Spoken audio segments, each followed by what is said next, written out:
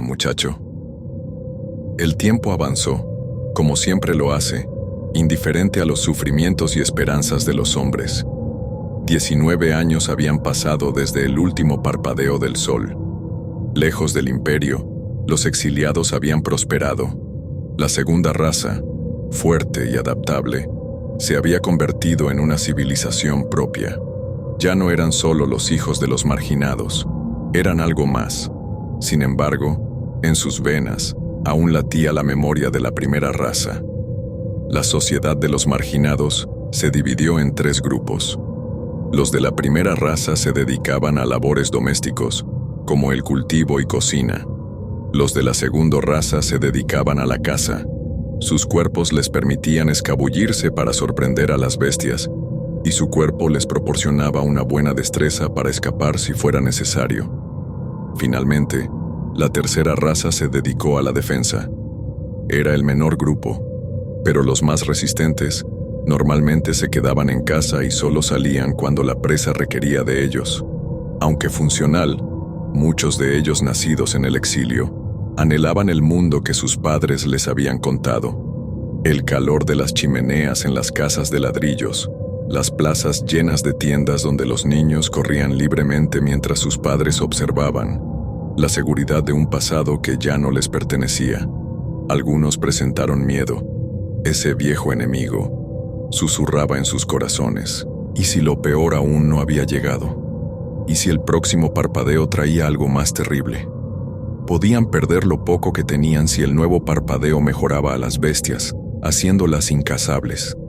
Los ancianos intentaban convencer a los suyos de buscar una alianza con el imperio. Quizás, solo quizás, podrían regresar a casa. Pero no todos compartían ese deseo. La tercera raza, nacida del segundo parpadeo, pensaba de manera distinta. Ellos no tenían recuerdos de un pasado en el imperio. Para ellos solo existía el presente, y en ese presente no había lugar para una alianza. Vivían libres en un mundo que había dejado de ser humano, adaptándose a su cruel naturaleza. Fue entonces cuando trajeron a un prisionero. Aunque su aspecto era un desastre, su edad era corta. Un joven del imperio había osado acercarse demasiado a sus tierras. Los captores lo encontraron mientras éste huía de grandes bestias.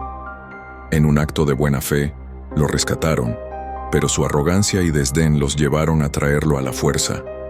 Querían respuestas. Querían entender por qué el imperio los rechazaba. Y el muchacho, con la seguridad de quien ha sido criado en una verdad absoluta, habló. El mundo es caos por naturaleza, y la mirada del sol es lo único que lo mantiene en orden.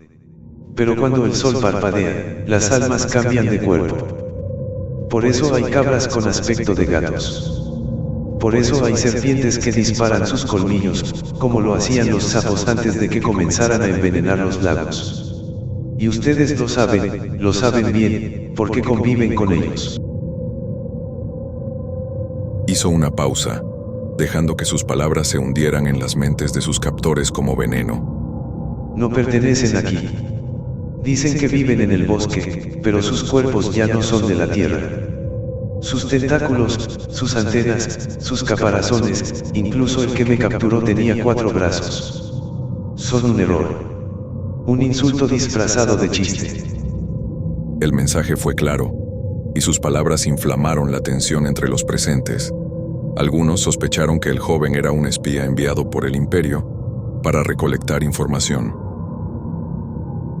La segunda raza, confundida, propuso una reunión diplomática con el imperio para devolver al prisionero y aclarar dudas, pero la tercera raza no estaba dispuesta a esperar. Esa misma noche, mientras los miembros de la primera raza dormían, la tercera raza se reunió en secreto. No lo hicieron por venganza ni por orgullo, lo hicieron por supervivencia. Porque, aunque ellos habían aprendido a soportar el mundo como era ahora, la primera raza no. Protegerlo siempre era difícil, e incluso imposible en algunos casos. Un joven se alzó entre los suyos y contó lo que había visto. Un grupo de imperialistas está probando sus nuevas armas cerca de donde cazamos. Se nota que desvían la trayectoria a propósito. Nos quieren muertos. Eso no es del todo cierto. Yo estaba allí. Se disculparon con nosotros por el descuido. ¿Y qué hay del grupo de exploración al que le explotó una mina? Una mina en una zona donde no había estructuras del Imperio. Es obvio que nos consideran plagas. Nos cazan junto a las bestias. Ya los escuchaste. No somos sus aliados en esta guerra. Uno a uno se sumaron testimonios.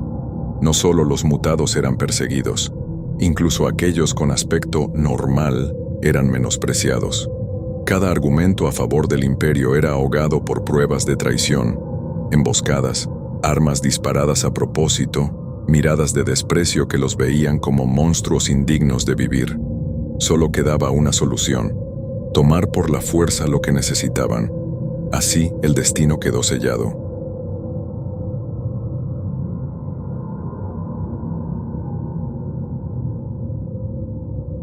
Cuando el sol despuntó en el horizonte, las fuerzas de los exiliados avanzaron hacia la ciudad imperial más cercana.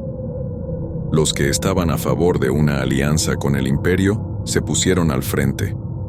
Cabe resaltar que ellos no suelen usar armadura, prefieren la agilidad antes que la resistencia, pero pensaban que si se vestían similares a ellos, tal vez tengan una chance de dialogar. Al final de la formación se encontraban todos aquellos que no le tenían fe a una alianza, sin armaduras, presentando de frente su cuerpo desnudo. El mismo que los hizo víctimas de desprecio, se habían convertido en su mayor fortaleza. Eran más fuertes, más rápidos, más resistentes. Si la batalla comenzaba, la ciudad caería inevitablemente, con la idea de finalmente poder reclamar un hogar donde las tormentas no destruyeran sus refugios, un lugar seguro para criar a sus familias, sin temer que un ave cazadora revelara su posición a las bestias del bosque. Intenten engañar a otros, es obvio que no vienen en son de paz. Son demasiados soldados preparados para la batalla. Cuando el vigía los vea, notará que su formación es de ataque y no de defensa. Veo que su inteligencia no creció junto con su fuerza. Mejor dinos en qué se basan para decir que somos los malos. Tus palabras pueden salvar muchas vidas. El prisionero del Imperio esbozó una sonrisa llena de desprecio y negó con la cabeza. Tienen tantos ojos por gusto. Miren a los lobos, se pelearon entre sí hasta que la raza original desapareció, reemplazada por los nacidos del parpadeo. Las hormigas, algunos primates e incluso los elefantes sufrieron el mismo destino. Ahora dime, ¿buscan ayuda de mi gente o solo quieren arrebatarnos lo que nos costó años de esfuerzo construir? Nadie respondió. Ya estaban cerca de la ciudad, y el Imperio, lejos de ser ingenuo, no se dejó engañar. La formación y el número de su ejército dejaban claro que aquello no era una visita, era una invasión. Sin perder tiempo, se prepararon para la batalla. Ellos conocían bien a los marginados, mientras que el Imperio había perfeccionado la estrategia de desgastar al enemigo en largas persecuciones.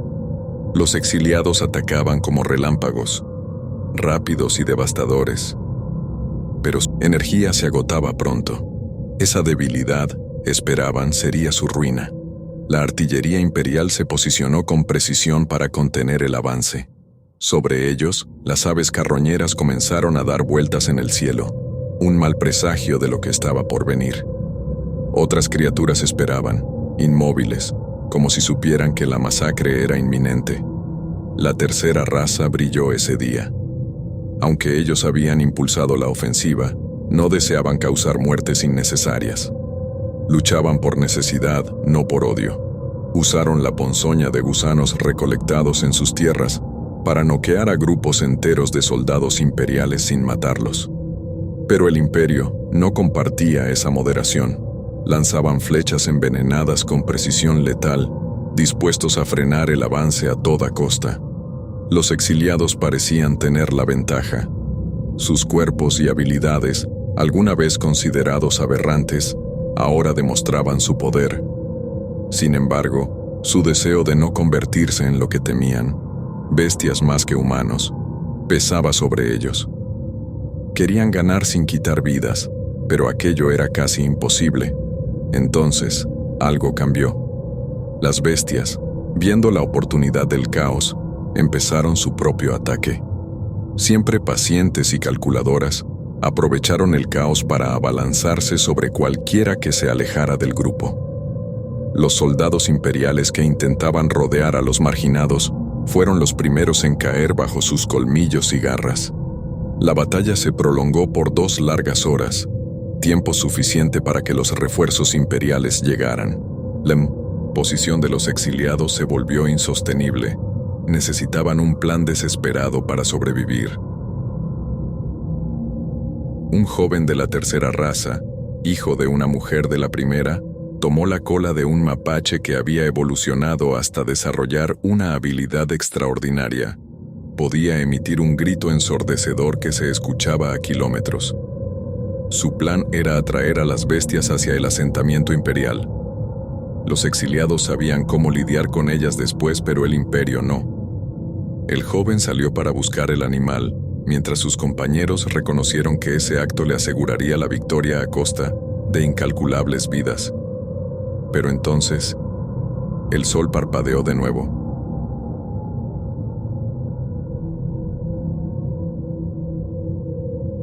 El mundo entero contuvo el aliento. En un instante, algo se activó en las bestias. El silencio se terminó con el grito de un imperialista siendo devorado. Después vino un rugido colectivo, profundo y primitivo. Rasgó el aire, resonando como una advertencia de que el caos apenas comenzaba.